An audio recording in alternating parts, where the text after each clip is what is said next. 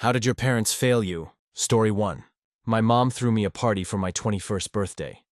Not just any party, but a huge catered affair in a rented-out restaurant space. It was the kind of thing you see on reality TV, complete with a custom cake and a photographer. I was floored. My childhood was modest at best, and this felt like a grand, loving gesture to launch me into adulthood. My friends were all there, my relatives flew in. My mom gave a speech about how proud she was of the woman I'd become. I cried. Everyone was drinking, laughing, and celebrating me. It was perfect. A little too perfect. My mom, who usually only had a single glass of wine, was knocking back champagne like it was water. She kept pulling me into tight, weirdly desperate hugs, whispering, "I love you more than anything." It felt intense, but I figured she was just emotional. That's when the hook came. In the middle of the party, a man in a sharp suit I didn't recognize walked in. He went straight to my mom, handed her a thin envelope, and they spoke quietly in a corner. Her perfect smiling mask dissolved. She looked terrified. The party ended, and the next day she sat me down. The party, she explained, wasn't just a party. It was a goodbye. She and my dad were in massive debt, something they'd hidden from me for years. They were being evicted. The man in the suit was from the bank serving final papers. They had spent the very last of their money that should have gone to a security deposit on a new apartment to throw me one perfect memory. "We wanted you to have one last beautiful night before everything fell apart," she said, tears streaming down her face. They hadn't failed me by being broke.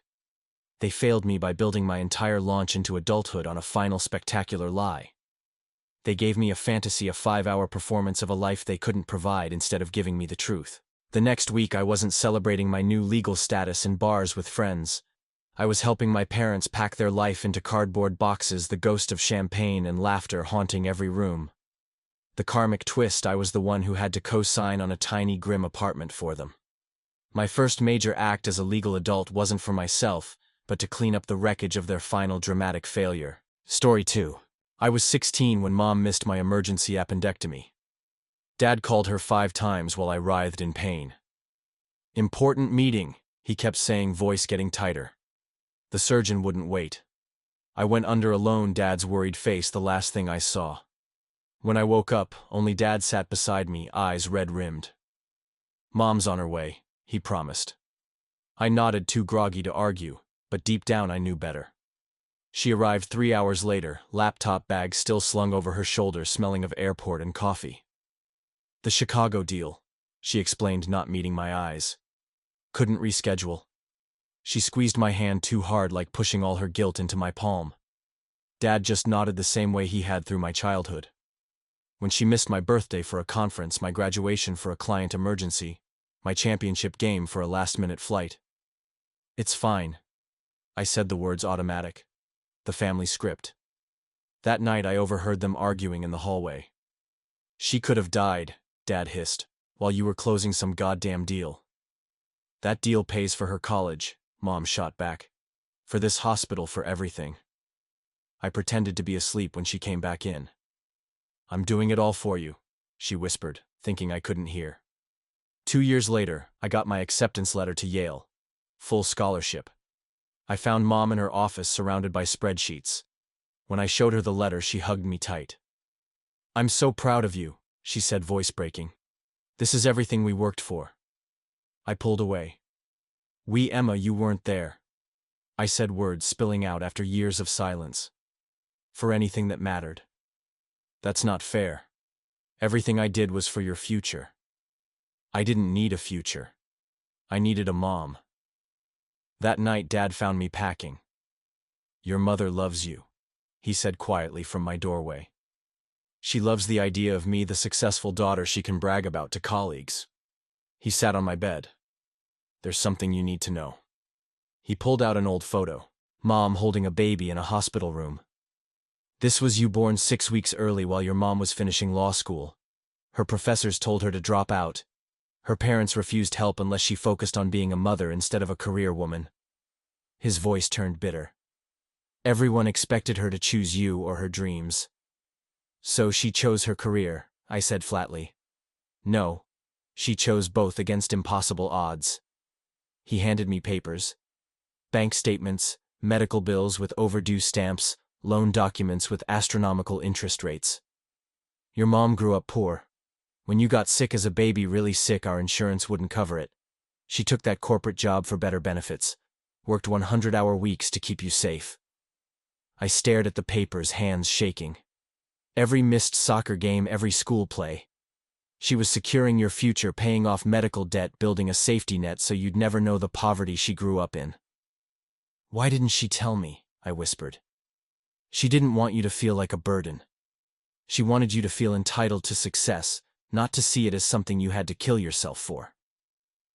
That night I found Mom asleep at her desk, her face pressed against her keyboard.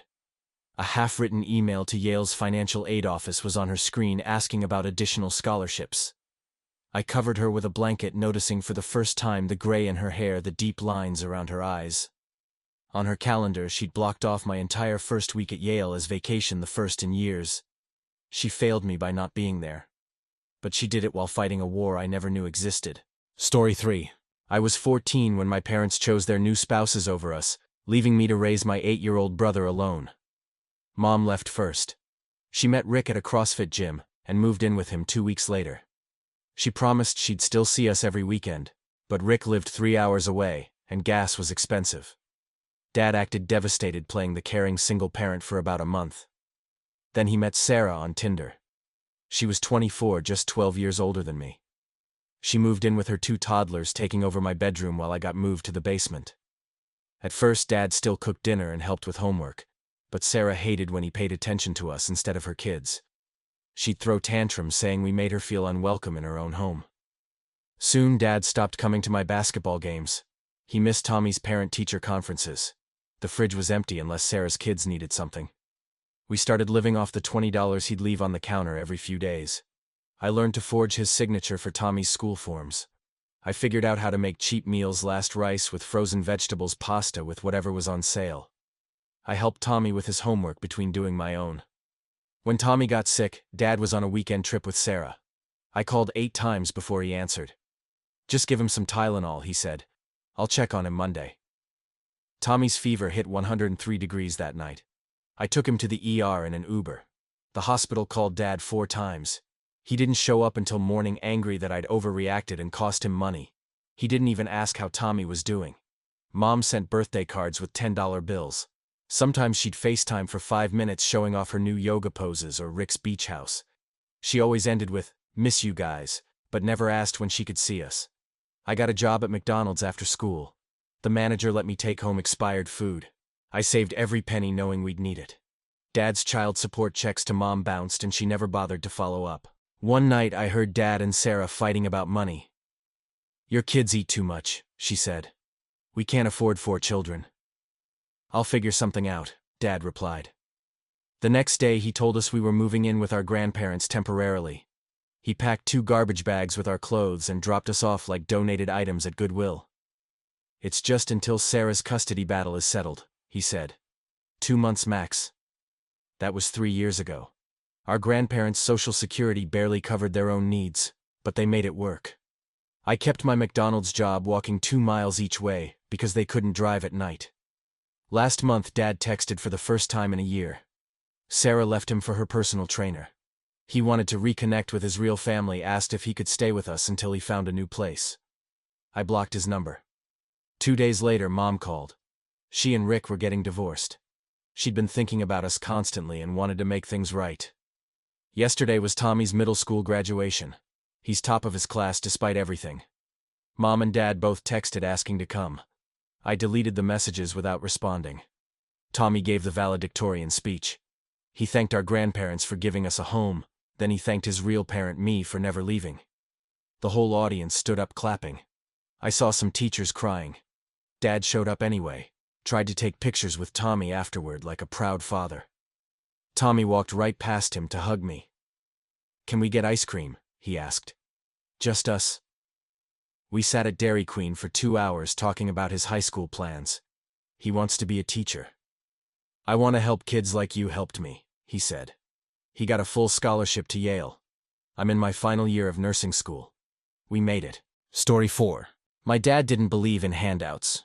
That principle applied to everything, including my future. When I was a senior in high school, I was a finalist for a prestigious full-ride scholarship to my dream university. It was my golden ticket, the culmination of years of all-nighters and extracurriculars. The final step was an in-person interview with the scholarship committee and a financial disclosure from my parents. My dad, a small business owner, refused to provide his tax documents. "It's nobody's business what I make," he said, his jaw set. "You want to go to college, you earn it yourself. The real way." I begged him. I explained that it was a requirement, that earning it was literally what I was trying to do by winning this scholarship. He wouldn't budge. He saw the scholarship not as an achievement, but as charity. An insult to his ability to provide, even though he had no intention of actually providing for my tuition. I had to formally withdraw my application. I called the scholarship coordinator, my voice cracking as I lied about a family emergency. It was the most profound humiliation of my life. I ended up at a state school saddled with student loans, my dreams snatched away not by my own failure but by my father's pride. But the story doesn't end there. That pride was a sickness, and it had a price. The mid-story hook is that about 5 years later his business started to fail. Bad investments, changing markets, and his stubborn refusal to adapt. He was too proud to ask for help, too proud to declare bankruptcy, too proud to admit he was in trouble. He lost everything. The business, their house, their savings. One night I got a call from him. It was the call I had secretly, shamefully been waiting for. He was broken. He asked if he could borrow money. Not a little, but a lot. He needed me to bail him out. I took a deep breath and summoned every ounce of strength I had. "No," I said. "It's nobody's business what I make. You want to get back on your feet, you earn it yourself. The real way." He started to sputter, to argue, but I just repeated his own words back to him.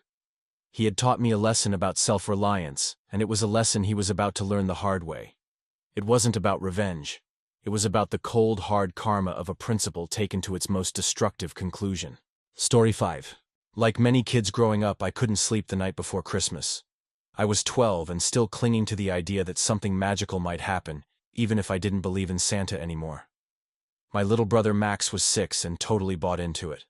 He left out cookies and a note for Santa like he did every year. My mom tucked us in with a smile and told us we'd have a special surprise in the morning. My dad kissed my forehead and told me he had one last gift to pick up and would be back soon. I noticed the way Mom looked at him when he said that. Her smile twitched for a second, like it was trying to stay in place but didn't quite make it. I couldn't sleep, so I stayed up reading in bed. Around 11 I heard them downstairs. They weren't yelling, but I could tell it was serious. Money came up, so did the words, "again," and "you promised." Then the front door opened and closed. It stayed quiet after that. At midnight I went downstairs. The tree lights were on, but there were no presents, no cookies eaten, nothing. I found Mom at the kitchen table, surrounded by papers, bills mostly. She didn't even notice me at first. She was just sitting there with her hands in her hair and her eyes staring at the table like it had punched her in the stomach. I didn't say anything. I just stood there until she finally looked up. Her eyes were red. She forced a smile and told me to go back to bed. I didn't. Instead, I stayed up making gifts for Max. I used paper, cardboard, duct tape, and some old crayons. I made him a superhero mask and a treasure map. I even turned one of my socks into a puppet. At some point, while looking for ribbon, I found a drawer in the back of Mom's room with a stack of bills, a rejection letter from a loan company, and a pawn ticket for her wedding ring. That's when I knew this wasn't just about Christmas. In the morning, Max ran down the stairs and stopped. There was a beat where everything just hung in the air. No gifts, no Dad, just me, Mom, and the stuff I had thrown together during the night. I stepped in fast and told him Dad was helping Santa fix his sleigh, that he'd be back soon. Max lit up and believed it without hesitation. Mom gave me a look I'll never forget, proud and broken at the same time. I ran the whole day. We played games and did crafts. I kept things moving so Max wouldn't notice anything weird. I kept checking my phone though. Every 15 minutes I sent another message to Dad. Nothing came back. Around 6:00 that night I overheard Mom on the phone. She was whispering, but I heard it: casino. It clicked. I remembered her saying that word before late-night fights I wasn't supposed to hear. I put it all together fast. I grabbed the babysitting money I'd been saving for months, took the bus downtown, and got off near the casino I remembered from their arguments. I had no plan, just a tight feeling in my chest, and a burning need to know if he was really there. The place was loud and bright and smelled like smoke. I walked in and almost turned around because I felt like I didn't belong, but I kept going. I wandered past slot machines and card tables until I saw him. He was at a poker table, hunched over his cards, eyes heavy, beard patchy like he hadn't slept. He was wearing the same jacket he left in. I just stood there watching him. The dealer noticed me first. His face shifted. He looked at my dad, and then back at me like something had gone horribly wrong. Dad didn't look up right away. Then he did. Our eyes met, and everything stopped. His face changed, not in a dramatic way. Just this slow, sinking look like he had been caught doing the one thing he swore he wouldn't do again. The dealer called a break and told my dad he should leave. Said something about how he'd talked about his daughter before. My dad stood up and didn't say a word. We walked to the car in silence. On the way home, I finally asked him why. Why he left. Why he did this, when we had nothing. Why he picked cards over us. He didn't dodge it this time. His voice was low and cracked when he said he didn't know, that he felt like a failure, that sometimes he just wanted to feel like he could win at something. He said he loved us, but didn't know how to stop messing things up. We stopped at a 24-hour store. He bought Max a plastic dinosaur and got me a pack of sketchbooks. He handed it to me and said, "You're stronger than me. I don't know how you are, but you are." I didn't say anything. I just nodded. I knew he meant it, and I knew it didn't fix anything. Story 6. From the moment my little brother Kevin was born, I became the designated, responsible one. He was a whirlwind of chaos, and I was his keeper. If he broke a lamp, it was because I wasn't watching him closely enough. If he got a bad grade, it was because I hadn't helped him with his homework. My dad would always say, "You're older, you should know better." My entire childhood was a prologue to Kevin's story. I was the supporting character, the built-in babysitter, the scapegoat. He could do no wrong, and I could do no right. It was exhausting, but I loved him, so I played my part. I sacrificed hangouts with friends to help him build science fair projects. I spent my savings on a tutor for his SATs. I helped him write his college application essays. When he got into a great university, my parents cried with joy and told him how proud they were. They didn't even mention my name. But here's the thing about putting someone on a pedestal. It's a long way to fall. The hook wasn't a single event, but a slow, dawning horror that started a few years after he graduated. I started hearing whispers from cousins, seeing odd posts on his social media. He was borrowing money and not paying it back. He lost a great job because he just stopped showing up. He was making reckless, selfish decisions that hurt people. The climax came when our parents called me sobbing. Kevin had drained their retirement account. Not some of it. All of it. He'd forged signatures and transferred the money to fund a business venture that was actually just a scam. They were devastated, confused. "How could he do this?" my dad wailed into the phone. "We gave him everything." And in that moment, all the resentment I had swallowed for 2 decades came out. I didn't yell. I just said calmly, "You didn't give him everything. You gave him no consequences. You gave him no responsibility. You gave all of that to me." The silence that followed was heavier than any argument we'd ever had. They finally saw it. They had raised one child to be a user and the other to be used. They failed us both. Story 7. When I was 10, I accidentally spilled orange juice on our family desktop computer while watching YouTube. The sticky mess fried the motherboard completely. My dad was working from home that day and completely lost it. He grounded me for a week, took away my phone, and yelled for what felt like hours about responsibility and consequences. But here's the thing. After that week passed, the punishment never really ended. I kept asking about getting my phone back, and Dad would just say stuff like, "Maybe when you learn some responsibility," or "You don't deserve it yet." A month went by, still nothing. 2 months, 3 months. I started thinking maybe he forgot, but every time I brought it up, he'd get this look like I was crazy for even asking. By the time I turned 11, I still wasn't allowed any electronics. No computer, no phone, no tablet. When I needed to do school assignments that required typing, I had to walk to the public library after school and use their computers for 30 minutes at a time. Kids would ask why I didn't just do it at home, and I'd make up excuses about our internet being broken. The worst part was watching everyone else get better at technology, while I fell further behind. My friends would text each other, constantly share memes, play online games together. I became the weird kid who didn't know what anyone was talking about half the time. When I turned 13, our school started issuing Chromebooks for homework. Everyone got permission forms to take home. I was so excited, thinking finally this would be my chance to catch up. But when I brought the form to Dad, he read it over and just shook his head. "You're not ready for this kind of responsibility," he said, crumpling up the paper. The next day, I had to tell my teacher I couldn't get a Chromebook. She looked confused and asked why. I mumbled something about my parents preferring I do work on paper. She made me sit at a separate table during computer time doing math worksheets by hand, while everyone else used educational apps and websites. My grades started slipping because I couldn't submit assignments digitally like everyone else. I didn't know how to use Google Docs or research things online efficiently. Group projects became nightmares because I couldn't contribute anything technology-related. Kids started calling me Paper Girl and asking if my family lived in the Stone Age. The breaking point came during 8th grade when Mrs. Williams assigned a presentation about climate change that had to include videos and interactive elements. I tried explaining I couldn't do it, but she thought I was just being lazy. When I broke down crying in front of the whole class, admitting my dad wouldn't let me use any electronics because I spilled juice on a computer 3 years ago, the room went completely silent. Mrs. Williams kept me after class and asked more questions.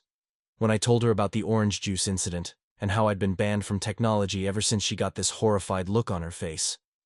She said she was going to call home, but I begged her not to because I knew Dad would just get angrier. 2 days later, a social worker showed up at our house. Apparently, Mrs. Williams had contacted them about educational neglect. The social worker sat down with me and Dad and asked why I wasn't allowed to use basic school resources that every other kid had access to. Dad actually went to the garage and brought back the old keyboard from the computer I'd broken. It was still stained orange and some keys were sticky. He held it up like it was evidence in a court case. "This is what happens when she's irresponsible with technology," he said seriously. "Actions have consequences." The social worker stared at him for a long moment, then asked how long ago this happened. When Dad said 3.5 years, her expression completely changed. She explained that my punishment was preventing me from getting a proper education, and that they were going to require him to provide me with access to a computer for schoolwork. Dad was furious after she left, but he couldn't argue with CPS. He bought me a cheap laptop the next week but made it clear he wasn't happy about it. Every time I used it, he'd hover nearby, making comments about being forced to trust me again. It took months of using school computers and watching YouTube tutorials just to catch up on basic stuff my classmates had been learning for years. Story 8. My parents were obsessed with appearances. We weren't wealthy, but we had to look it. Our car was always a leased luxury model we couldn't afford. My clothes were always brand name from consignment shops, and our family photos were always professionally taken portraits of a happy, perfect family that didn't exist. The most important rule was you never ever air your dirty laundry. Problems were to be ignored until they went away, or more likely festered into something worse. When I was 16, I fell into a deep depression. It was classic textbook stuff. I stopped eating. I couldn't get out of bed. I felt nothing but a hollow ache. I tried to talk to my mom about it. I told her I thought I needed help. She got this tight, panicked look on her face. "You're just being a teenager," she said, fluffing a throw pillow. "Let's go get your nails done. A pretty color always cheers you up." And so began the great cover-up. My deep-seated sadness was treated like a cosmetic issue. My parents' solution to my mental health crisis was to double down on appearances. They bought me a new wardrobe. They paid for highlights in my hair. They encouraged me to post smiling pictures on social media. They were essentially trying to slap a happy filter on my crumbling inner world. The hook wasn't a single moment, but the dawning, terrifying realization that they would rather let me die than admit our family had a problem. They saw my depression not as an illness, but as a stain on their reputation.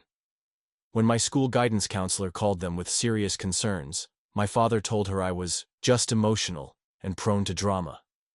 The breaking point came when I ended up in the hospital after a serious self-harm incident. The doctors wanted to speak to my parents about my history, about what led to this.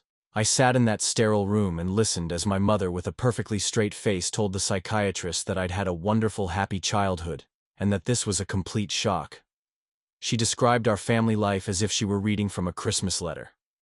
In that moment, I knew I was truly on my own. The failure wasn't that they didn't understand depression.